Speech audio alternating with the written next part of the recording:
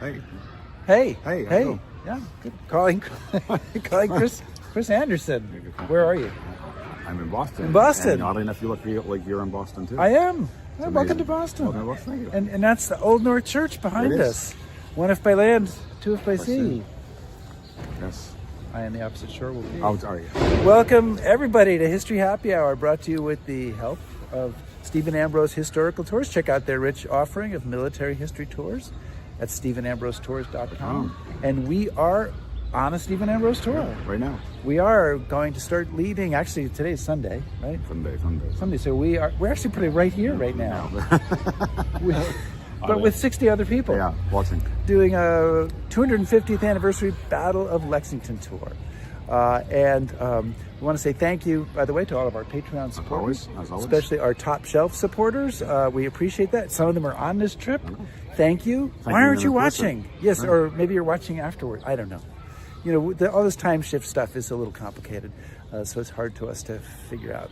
And whether you're watching live, watching on replay, or listening on the HHH podcast.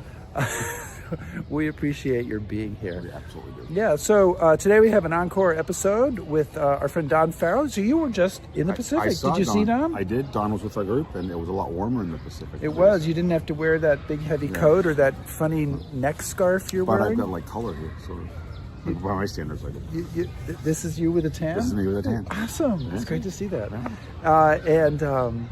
Yeah. Wow. Have a drink. Let us know what you're drinking. Yeah. Say hello in the chat, and I think what? No, I think we're ready to go. Where are you? Give me a cue.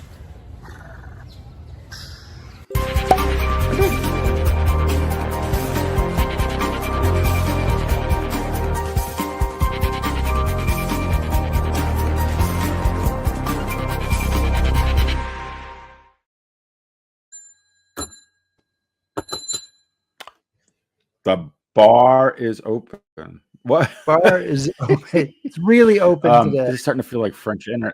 Oh yeah. I wanted to. Yeah. Okay. Oh hey, listen. We teased this a little bit, but this week we're really excited to have a history happy hour repeat. Don Farrell is joining us, and Don, for those of you who don't know, has written exhaustively on campaign in the Marianas during World War II.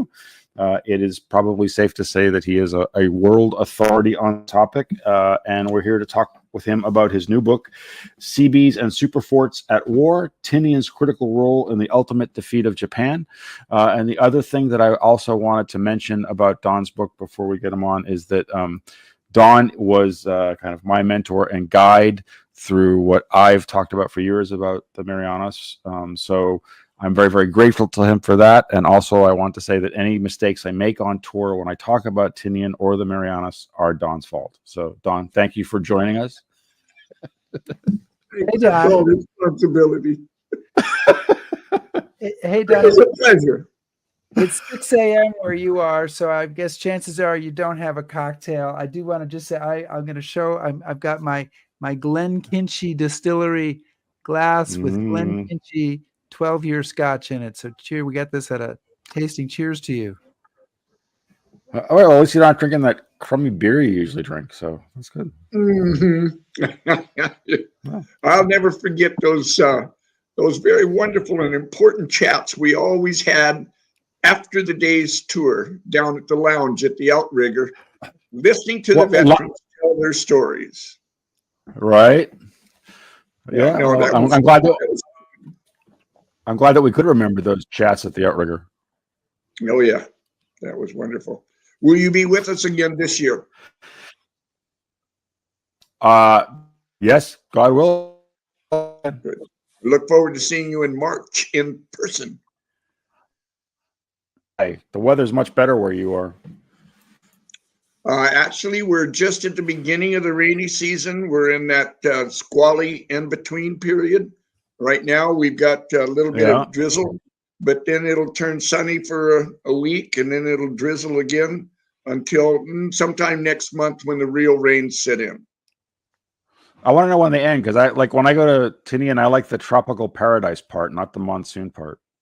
The very best time of the year here is anytime from January to June. All right. And Easter is always beautiful. All right. I'll hold you to that. So Don, I want to get in here because there's so much to talk about with your book. And you've got a great introduction by Richard Frank. So you know some pretty impressive dudes. We met him in the introduction. Frank said, "Okay," and you set him straight. No, vice versa. So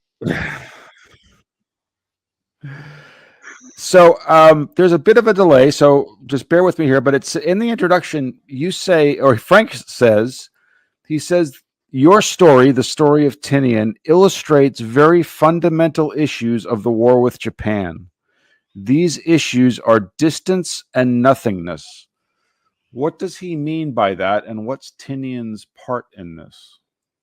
Well, fundamentally, the Mariana Islands are strategically located in the Western Pacific. We are about 1,500 miles from Tokyo, a little less than that, maybe 1,300 miles from Tokyo, about the same distance from Manila, about 2,000 miles north of Australia, and about 3,000 miles from Hawaii, a little more than 3,000 miles from Hawaii. So the distances that the military, that the Navy had to travel to fight the war in the Pacific was a huge logistical problem. And especially when you have so many ships of so many different kinds, especially a large aircraft carrier fleet, huge amounts of fuel would be necessary to refuel them along the way, and particularly after the battle started here. So the logistical problems of being able to fight the war in the Pacific were huge, and were overcome by the United States primarily because of President Roosevelt's ability to stimulate the beginnings of Americans' military-industrial complex to turn out enough ships and planes and our training facilities to train the men to be able to run those ships and fly those planes. It's a huge logistical problem. And the Japanese simply didn't think that we could do it. But along with their Bushido Code, they could never use the word defense in any message they sent. It implied that they were losing. And so they would not pay attention to our development, battle fleet and all of that until it was too late. So that by the time the fleet was created and moved to Kwajalein and Eniwetok for the preparations to come to the Marianas, they were out of sync. And we had fought our way through Tarawa and some other battles. So the fleet had been tested, the Marines had been tested, the pilots had been tested, and our logistical structure had been tested, just moving the fleet from Hawaii to the Marshall Islands and onto those atolls for the launch against the Marianas. So we were well set, and I want to emphasize one particular point that was critical, and that was the establishment of unity of command in America between the Navy and the Air Force and all of the services. And the way they came together in the planning for Operation Forager, the campaign for the Marianas, was magnificent. The amount of planning that went into it was huge. And it was because of our nation's ability for our Army and our Navy to work together that we were able to defeat Japan, because their Navy and their Army wouldn't talk to each other. Don, we're going to like Rick and I. Yeah. We're gonna get into the stuff that happened on Tinian there, but I'd like to just, some of our audience has been with you on tour, and some of them are seeing you here today for the first time with your Green Bay Packers hat on. Not even realize that you are talking to us from the island of Tinian in the Pacific, one of our most far-flung guests. How long have you lived there? How did you get there? I mean, how did you end up there? And how did you become a historian of the Navy and the U.S. military effort in that part of the Pacific?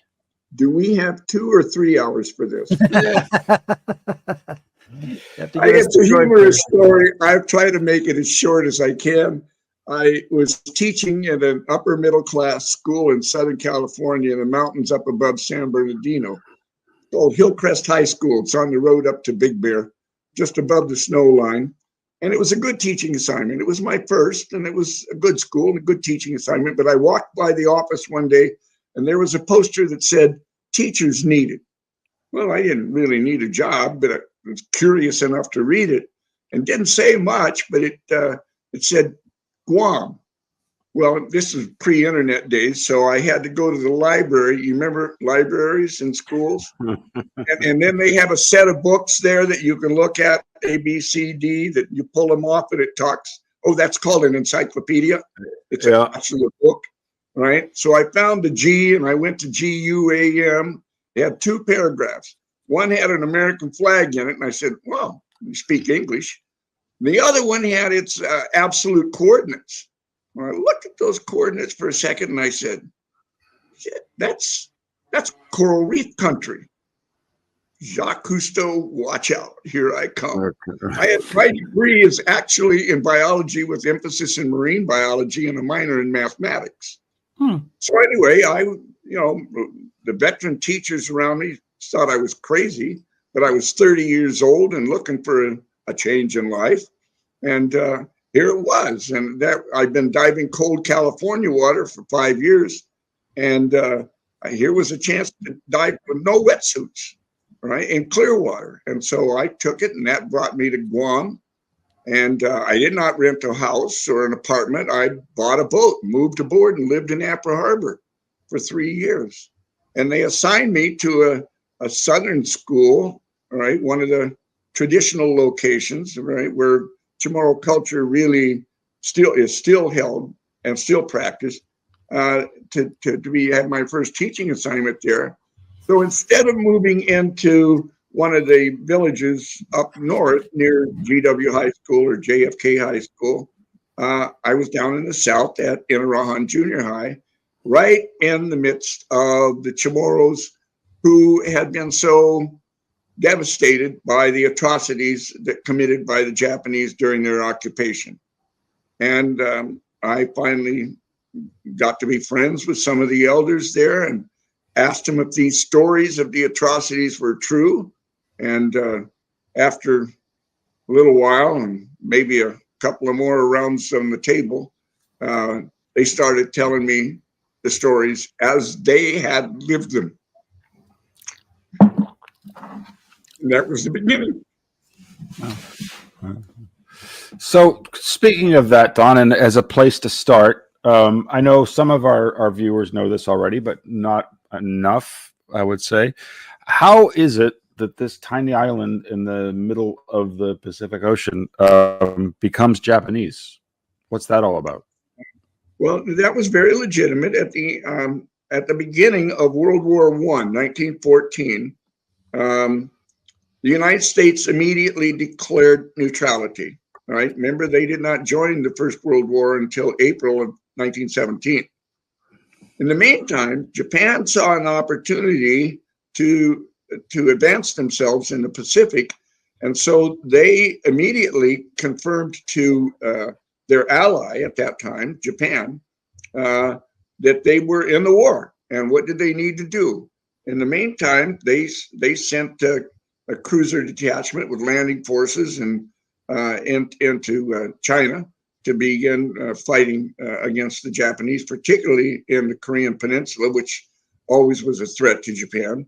But they also captured the Mariana Islands and all of the German islands north of the equator. After World War I, the United States Senate refused to ratify the treaty ending the war that was drafted by President Woodrow Wilson. It was completely a political affair. And as a result, the United States never joined the League of Nations. Well, the League led, and this action was led by England and Italy and Holland, the Dutch. When Japan asked for permission to administer the former German islands, German Micronesia, it was granted. So they were given the authority to manage the Mariana Islands along with the rest of German Micronesia by the League of Nations. They did not capture it. They were legitimately given it the same way the United States gave the same territories to the United Nations after the war as the trust territory of the Pacific Islands.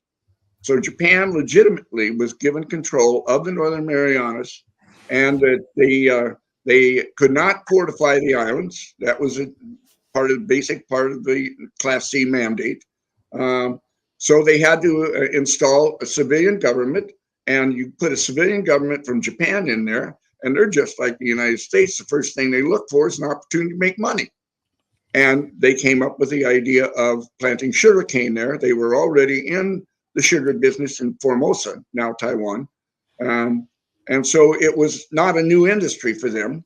And the nation was starving. They could not grow enough food to feed the nation. They were in pretty bad shape. Just remember, this was all during the Great Depression.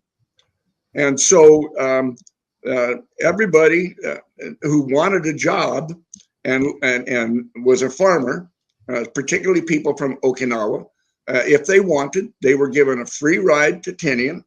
And once they got there, they were given a small acreage of land as a tenant farmer to grow sugarcane. And they ended up planting the entire island. By the time the United States forces decided to come to the Marianas, the entire island of Tinian, 95% of the arable land, that is land on which a crop could be grown, was planted. And the vast majority of that was planted in sugarcane. I think I sent you a photograph showing what Tinian looks like as a patchwork quilt. And that's where it got its name for Operation Forager. There in the background, you'll see the patchwork. That's among the very first of the plantations. That's the village of Songsong, Tinian Town, as it was, before the Americans arrived. The island had grown to a population of almost 18,000 people, not only living here in Tinian Town, but also in farming villages around the island. So this was right there in the front left lower section. You'll see where the sugarcane factory is, and then the train track leading out into Marpo Valley, and then going north all the way to the sugarcane fields in the north end of the island. So that's exactly how it came about. And the invasion of Tinian was given the name Tattersall's. I don't know if either of you remember that word, but I do remember my grandmother making patchwork quilts from old pieces of cloth, right? That's what tattersall's is. And when they looked at it at that time, what they saw was a patch. The planters with Nimitz at Pearl Harbor, what they saw was a patchwork quilt, tattersall's. Well, and some of the people who watch this show have seen me in my Irish tattersall vest. So there's a good example of it. You know, so you brought us right to the invasion there. You write that Marine General Holland Smith called Tinian the perfect amphibious operation in the Pacific War. So what exactly made it so perfect? That's a very good question, Rick. It was perfect for several reasons. First of all, our overwhelming firepower, right? And got to keep in mind that Saipan had to be invaded and captured first. Saipan and Tinian are only 3 miles apart. From the south end of Saipan, there you go, from the south end of Saipan to the north end of Tinian is only 2.75 miles. So you could not invade one without, at least neutralizing the other. So the invasion of Saipan took place on June 15th, 1944. And a gross error was made there in that they underestimated Japanese strength by 50%. Instead of 15,000 troops on Saipan, the Japanese had 30,000 troops on Saipan, forcing the landing of the floating reserve, the 27th Infantry Division.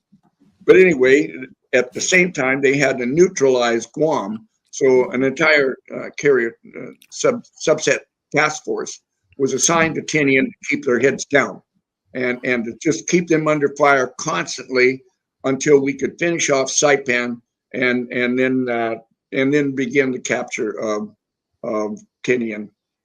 The capture of Tinian then was, the Marines had gotten beat up bad at the beaches on Saipan. 30% casualties, both the 2nd and the 4th Marine Divisions, with the 4th Marine Division getting the bad brunt of it. But anyway, they had suffered badly. They had 2 weeks after the island of Saipan was secured before the invasion of Tinian on July 24th. And during those 2 weeks, the Marines went up to their commanding general and said, do we always have to land right in the teeth of the enemy? Isn't there a better way to do this? Right? And so it just happened to be in the 4th Marine Division was a guy I'm pretty sure both of you have heard about, and that's Raider Carlson, right? The Colonel Carlson, who conducted the raid on Macon Island. And he was like Claire Chenault and Billy Mitchell and these other guys who were always 2 steps ahead of their generals and thinking. And his thinking was, you don't have to land in the teeth of the enemy. There's another way to do it. And so if you have a map of Tinian there that you can throw up, or even that other one, so you'll notice that Tinian town is down at the southern end of the island. There was no harbor at that time. This is a recent map, right? So there was just a long white sandy beach there. To Admiral Turner, there was no question that was the landing beach because it was plenty big to land 2 divisions abreast. But again, the hills back around Tinian town were full of 6-inch coastal defense guns. And the Marines knew that they were going to come under that fire again. And of course, all the time they had, there was going to be a lot of smaller stuff that would be hitting them at the beach as well. So Carlson came up with the idea of landing at these 2 tiny beaches up on the northwest end of Tinian with the 4th Marine Division, while the 2nd Marine Division conducted a fake landing down at Tinian town to draw all of the troops down there, the Japanese troops, for their traditional fight at the beach. In the meantime, this 4th Marine Division loaded into their landing vehicles on Saipan, on the beach there at southern, where Pacific Islands Club is now. Beautiful club, beautiful white sandy beaches. And so they loaded up there and simply skipped across the channel in the only shore-to-shore invasion of the Pacific War. And by the time the Japanese realized what happened down south, and they started, the Americans started turning around and leaving, and they were cheering that they had chased the Americans away, they had no idea that the 4th Marine Division was already on shore up north.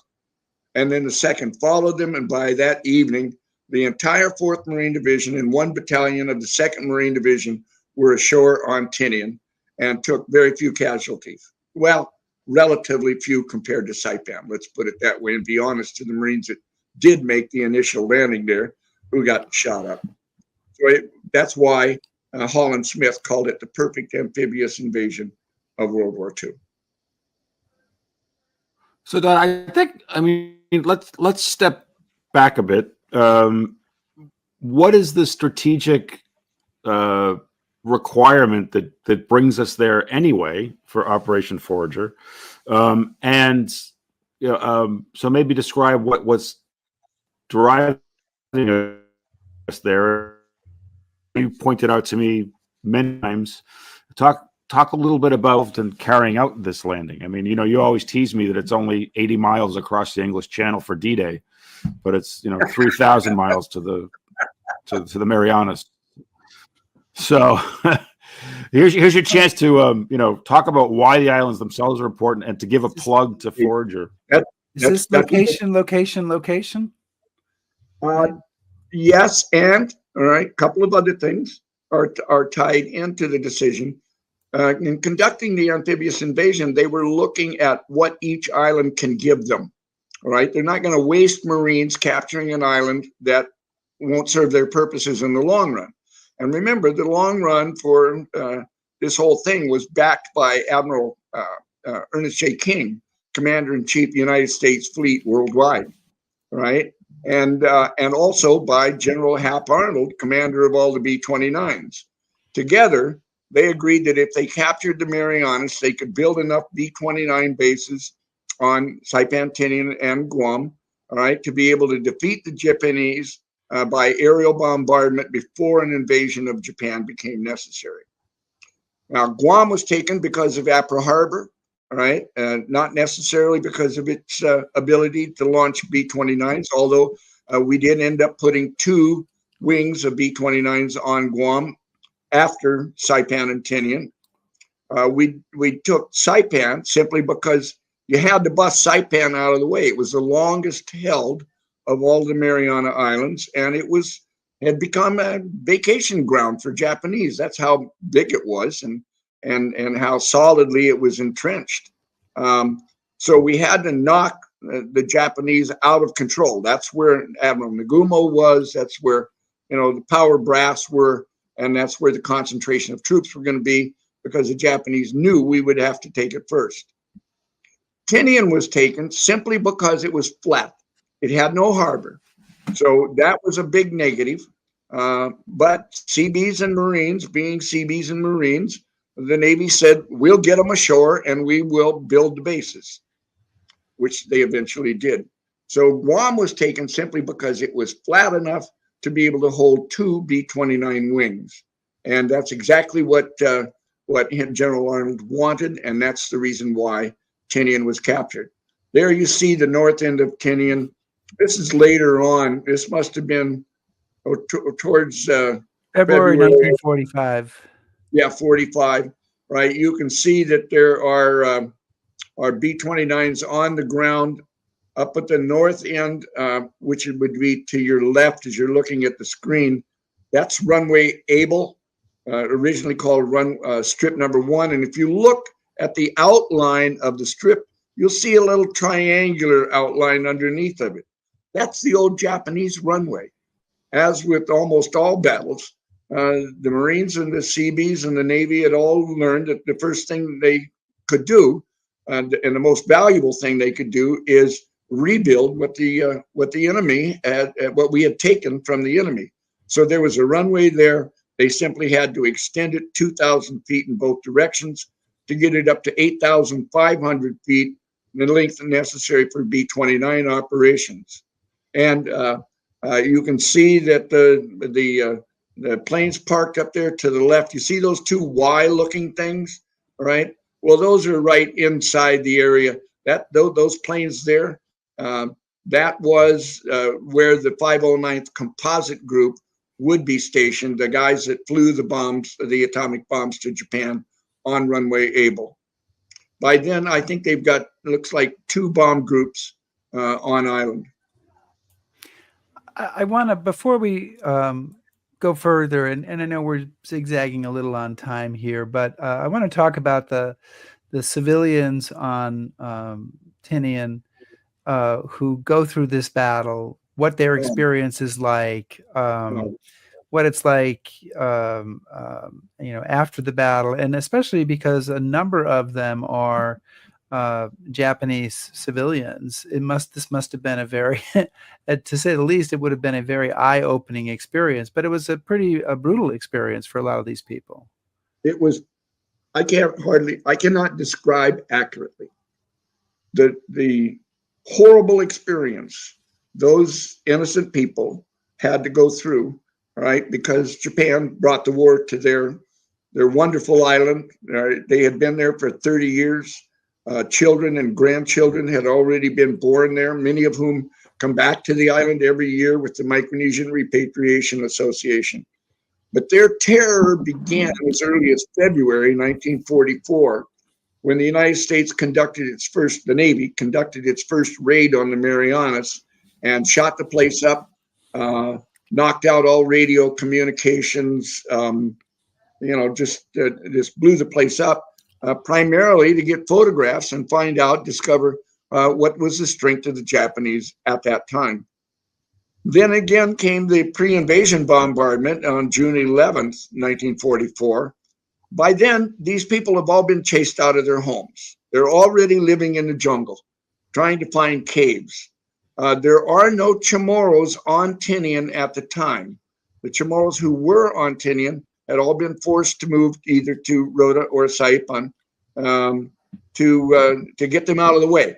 Those are the natives, yes, the indigenous population, the Chamorro, right? And so they were chased off the island by the Japanese to prevent them. They were afraid that, like the Guamanians, that perhaps they would have American-leaning feelings and disclose, strategic sites to the enemy, as soon as they landed or whatever. So they were all taken off the island. So there were 18 at the beginning of the battle. There were 18,000 Japanese on the island. 4,000 of them made it off of the island onto ships that had dropped off reinforcements and were heading back to Japan. Unfortunately, one of them, America Maru, was sunk by an American submarine. It was filled with Japanese and Okinawan civilians, but they would not put the International Red Cross on the sign of their ship, showing that it was an evacuation ship. And so they got sunk, and they all died. Many of them died anyway. So you had about 14,000 left on the island when it was invaded. About 11,500 ended up in the refugee camp after the island was captured. What happened to the rest of them? Nobody really knows. There's a early shot of Camp Chulu, the Japanese, Okinawan, Korean refugee camp on Tinian, and those huts down there that's all it is, and they were just scraped together with odds and ends of leftovers that the Seabees and the Marines were able to scrape around from around the island. You can see that the roofs on the huts are old used tin. There was no new encampment for these refugees, and they would live there the rest of the war. But again, going back to the original question about their survival, they spent from no less than from July or June 11th, 1944, the day the pre-invasion bombardment of the Marianas began, until July 24th, right, when the Marines landed on Tinian. So you got almost 6 weeks in the jungle. Many of them died of starvation and diseases. Many of them died from the bombardment. The bombardment was huge. You get anywhere, if they hit anywhere near a group of civilians with one of those giant 16-inch shells off of one of our battleships, they're all pink mist. I mean, there's nothing missing in action when that kind of thing happens. Those who did survive were immediately checked by American medical personnel, especially for diseases, keeping in mind that the Marines brought their own diseases. Those coming with the 2nd Marine Division out of Southeast Asia brought with them dengue fever. And the locals had massive, terrible cases of diarrhea, which can kill you. And several hook and worm disease, all kinds of diseases that they had picked up in the jungle. Many of the babies did not survive. Many of the elders did not survive. So it was a horrible, horrible experience for them. And in reading how the Seabees and the Marines took care of these people was just heart-touching to me. Here were these Japanese being, coaxed out of their caves after knowing fully well that many of their countrymen, many of their fellow workers had committed suicide because it was the honorable thing to do, because the Marines were going to kill them all and eat their babies and all of that kind of crap. Bottom line was, now the ones who didn't jump are all of a sudden met by a Marine who gives them a drink of water, holds out his hand, helps him up out of the ground, gives him a little bite of his, can of his sea rations. They're not murdering people.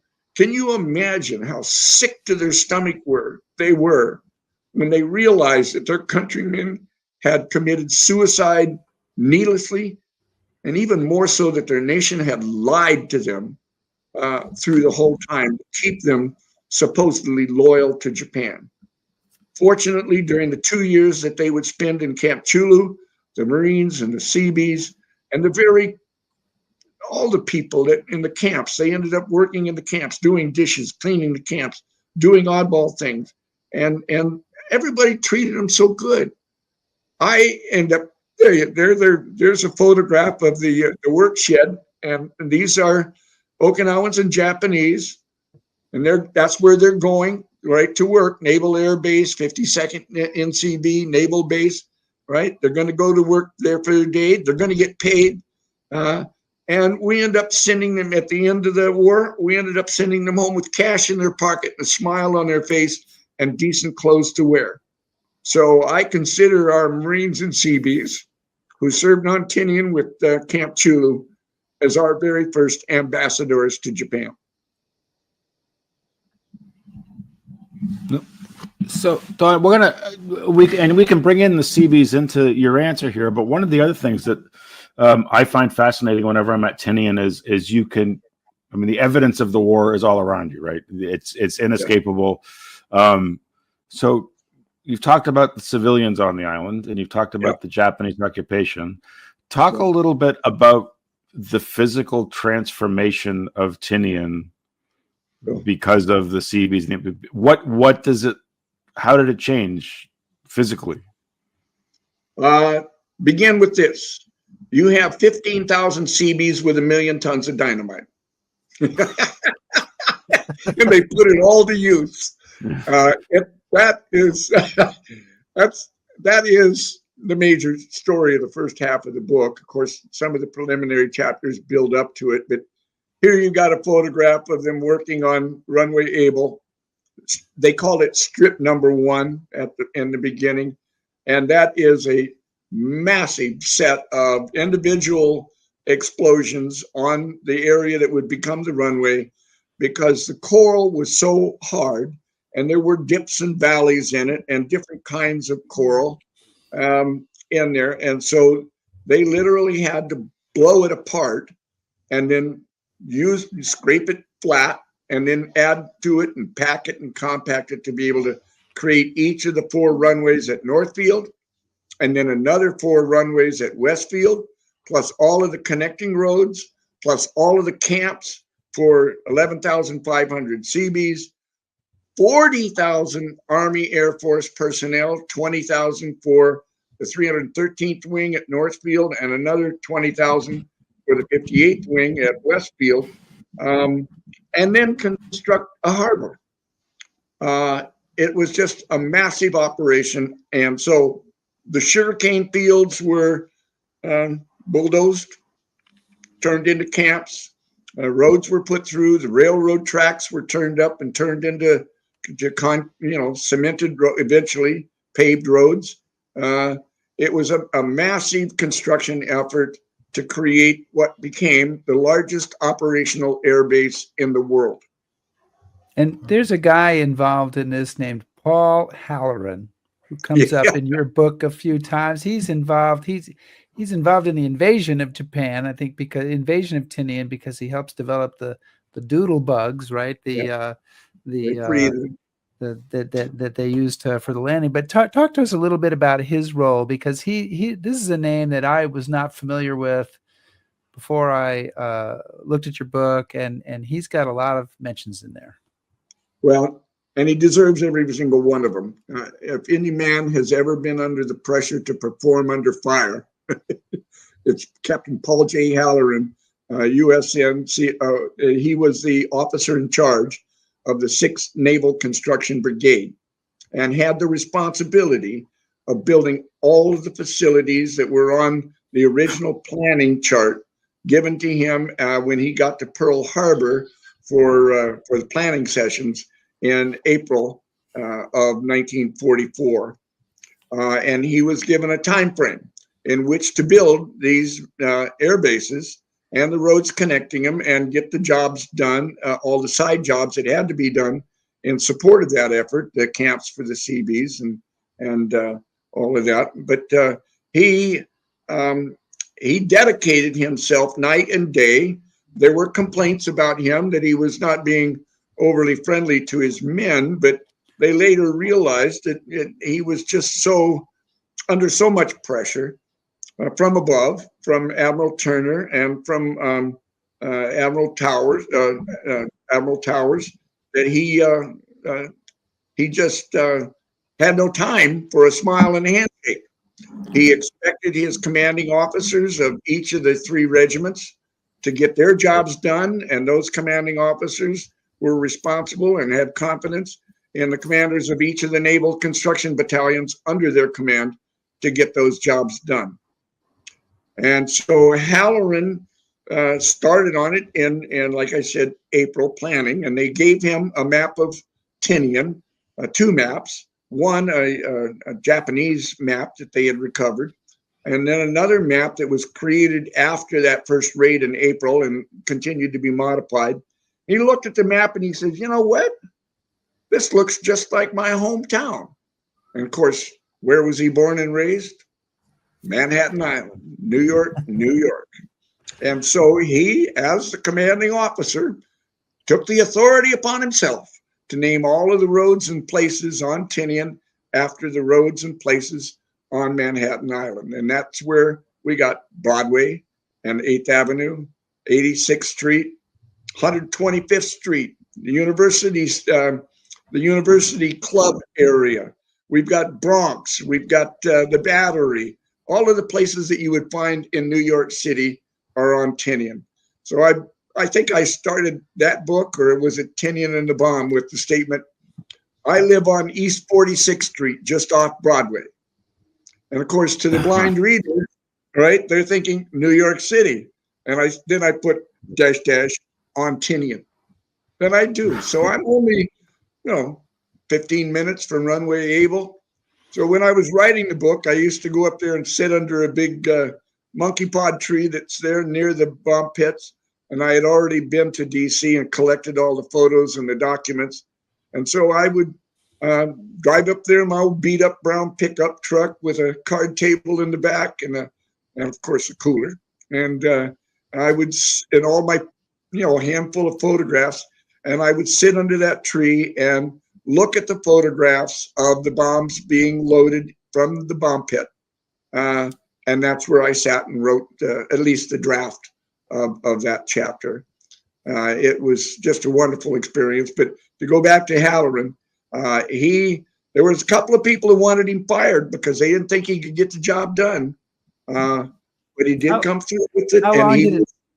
How long did it take? And this is a question from our audience. Right. The biggest question was, when did we get the first B-29 on the ground? So that picture on the front of your book, I don't know if you have a picture of the back cover, or you can hold it up so they can see the back cover. Maybe Chris can hold it up because I have it on my computer. It's the back cover. There you go.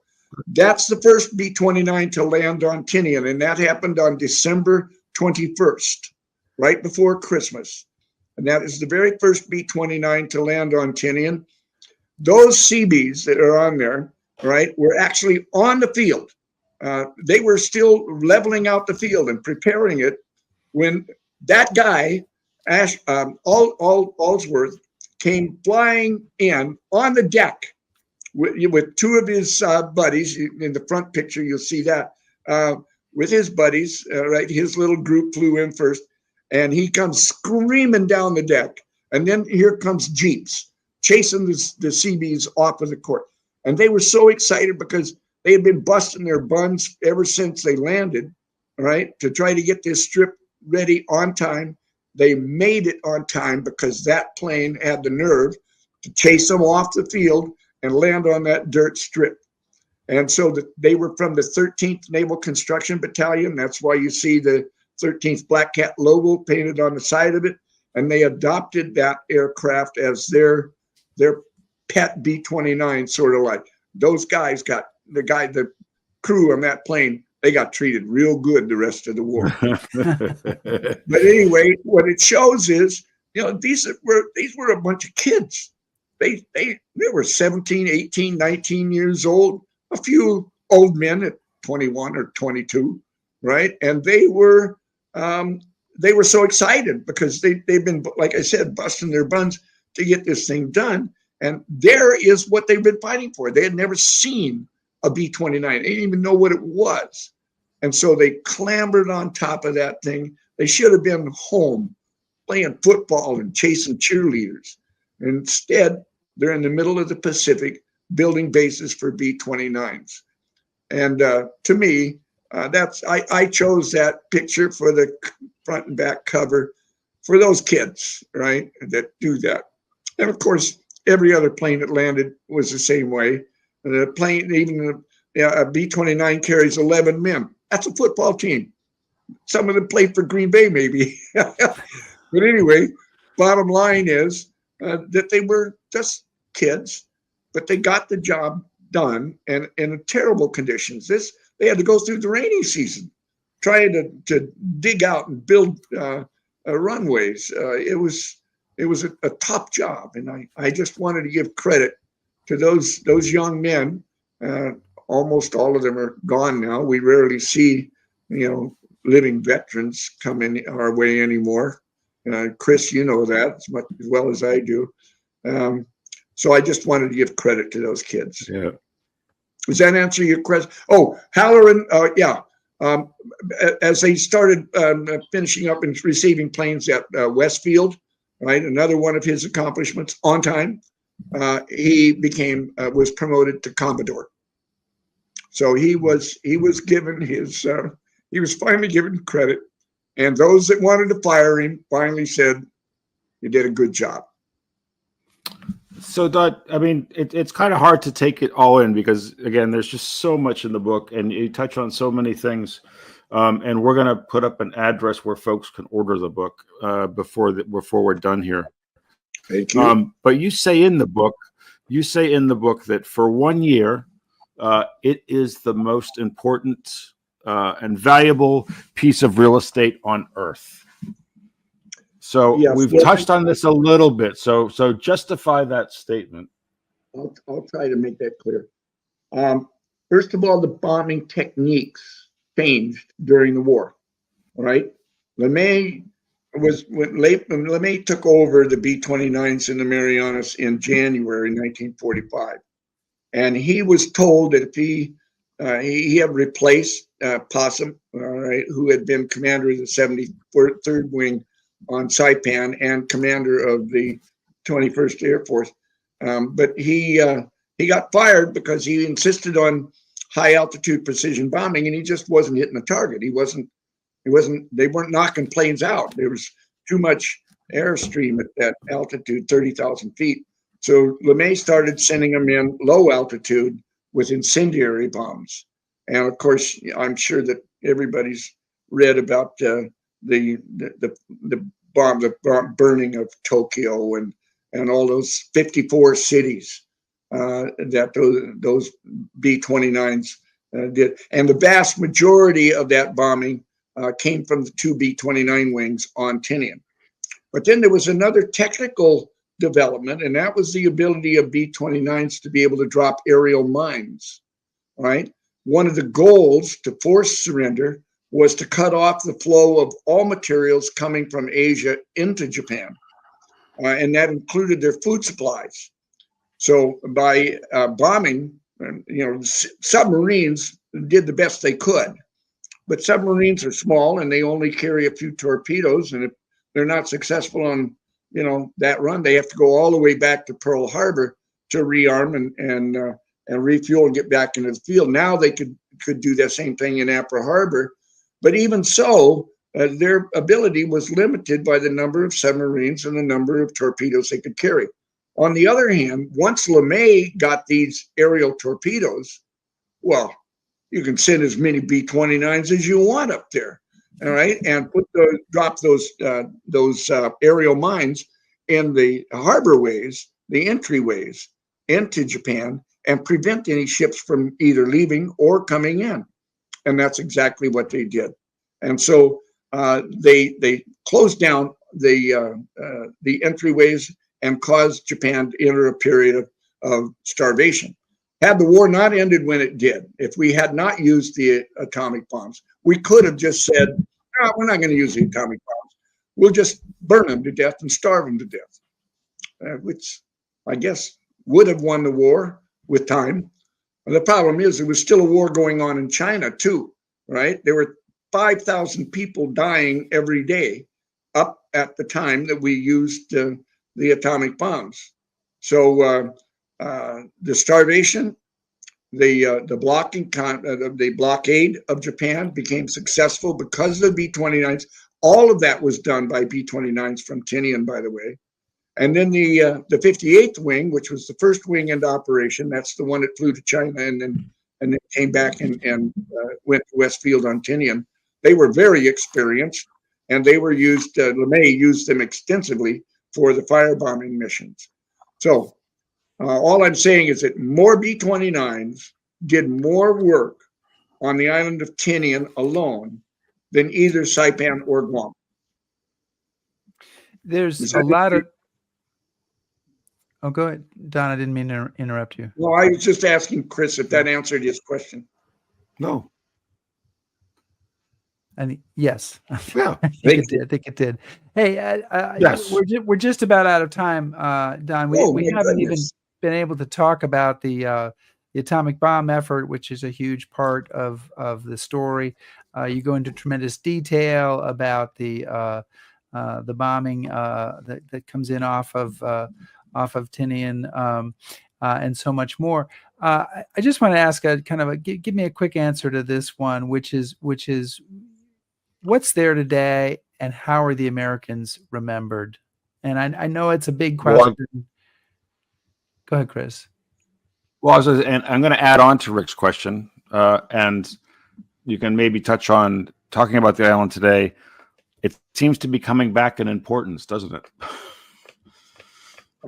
Yes. Let me try to answer that quickly in two pieces. You have 3 questions in 90 seconds. Go.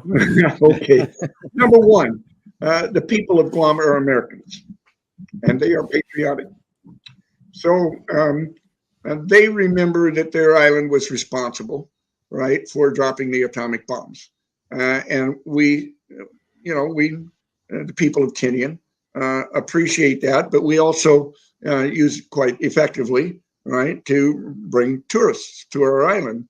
And I've had the pleasure, the honor to serve many tours, other than the military historical tours every year during the Iwo Jima reunion, right? But I've had Japanese from Hiroshima, Japanese from Nagasaki, and a variety of different people come here, and they are quite polite to the locals, and the locals are polite back to them.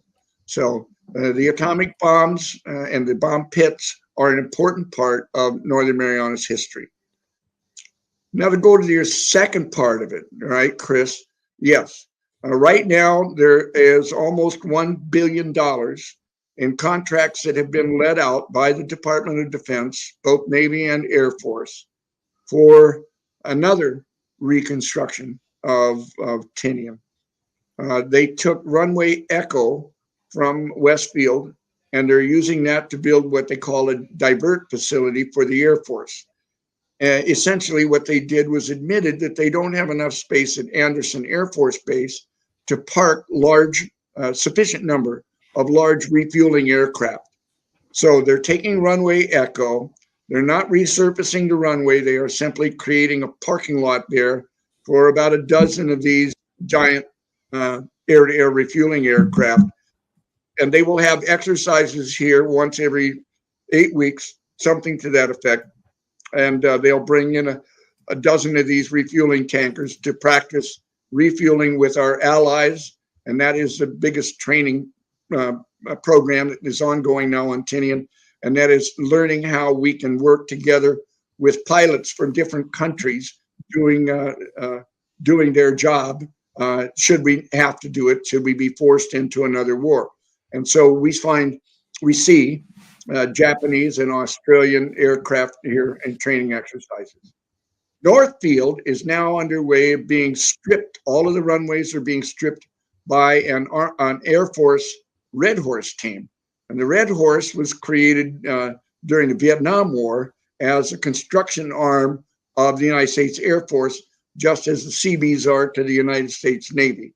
So they are in the process now of stripping all those runways. They're going to resurface all the runways and all of the roadways and the military leased lands on Tinian, which is the northern 2/3 of the island. There are no plans to station permanent military personnel on the island of Tinian. They're going to be stationed in Guam or elsewhere, and they will be brought to Guam, to Tinian if needed, which we hope, of course, will never happen, right? But they will have much larger training operations here. There are 5,000 Marines moving to Camp Blas on Guam, and they will be doing their practice training on the island of Tinian. But there will be no permanent station military personnel or aircraft on the island of Tinian. Well, Don Farrell, thank you so much for joining us. Well, you'll have an today. international airport. Yeah. No, we do not have an international airport. The Commonwealth Ports Authority decided that money was more important on Saipan. So Tinian will all, when the construction's all done and they all leave, Tinian will go back to its peaceful, sleepy place that I moved to 30 years ago. Well, thank you so much for joining us from that sleepy, beautiful place and to talk about your book, Seabees and Superforts at War, Tinian's Critical Role in the Ultimate Defeat of Japan. And we want to mention that, let's see if we can bring this up, that the book is available not on Amazon. Is that correct? It's not on Amazon? We are having a little problem with Amazon because we are a territory. Okay. So we don't need to go into detail, but the books, the way to get the book is this website that I've put up here. It's and I'll put it up in the comments too, in case you find it easier to get it from there. So everybody's going to see that. They can link to it. It's https://shop.micronesianpubs.com. And that is how you get Seabees and Superforts at War. And you definitely need to get it. Yeah, it's also on eBay now. Oh, okay. Yeah, but you're not going to get any, unless you're selling it on eBay, you're not going to get the royalties from that. So you want to have them buy a version where you're going to get the royalties. I think my son is taking care of that problem. Okay. And when does your first Colonel Sanders revival commercial come out, Don? Richard's been talking to me about setting up a blog, and I said only if I'm not going to be on air. Well, it's a great looking beard, Don, and and the Green Bay hat looks good. And I don't know, whatever was bothering your internet image before, you're clear as crystal now. Yeah, I have no idea. So, but, like I said, we live in a territory. The internet is a very mysterious thing. Don Farrell, thank you so much for joining us. Thank you, Rick. Thank you, Chris. Okay, there we go. We're back. We're still here in Boston. And next week, after 5 weeks of encore episodes, yes, we will be back live. How? And our guest will be Joel Bohe, who is the author of Bullet Strikes on the First Day of the American Revolution. And it'll be a special show because it will be the first time? First time that we've done a live show with a live guest together.